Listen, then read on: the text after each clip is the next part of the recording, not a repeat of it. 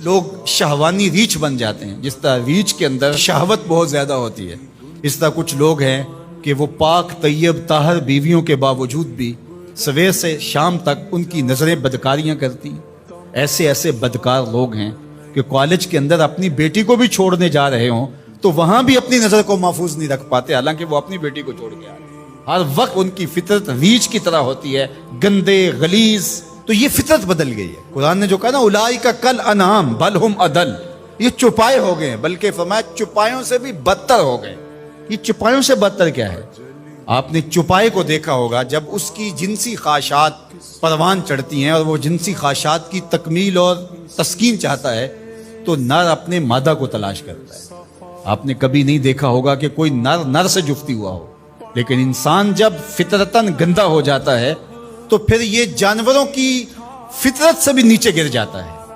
یہ نر سے بھی جفتی ہو جاتا ہے، پھر اس کا مطلب کیا ہوا؟ یہ اس سے بھی گندا اور غلیظ ہو گیا۔ چلتا پھرتا انسان نظر آتا ہے، شکل سے انسان نظر آتا ہے، بلکہ چوپایوں سے بھی آگے گزر گیا ہے۔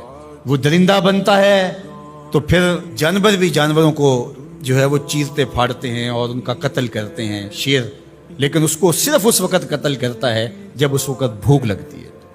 جب اس کو بھوک نہیں ہوتی تو وہ کسی دوسرے جانور کا شکار نہیں کرتا، اور دوسرا وہ شکار کرتا ہے تو اپنے ہم جنس کا شکار نہیں کرتا، دوسرے کا شکار کرتا ہے۔ اور انسان جب درندہ صفت ہوتا ہے تو یہ انسانوں کے گوشت کے ٹکڑے کر کے اس پہ رقص بھی کرتا ہے۔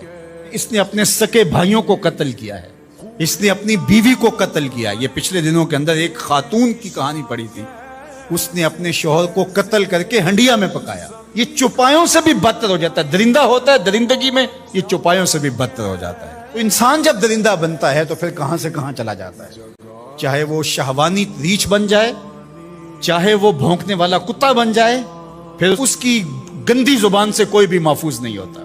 نہ ماں محفوظ ہوتی ہے، نہ باپ محفوظ ہوتا ہے، نہ بھائی محفوظ ہوتے ہیں، نہ بہنیں محفوظ ہوتی ہیں، اور نہ دوست محفوظ ہوتے ہیں، نہ معاشرہ محفوظ ہوتا ہے۔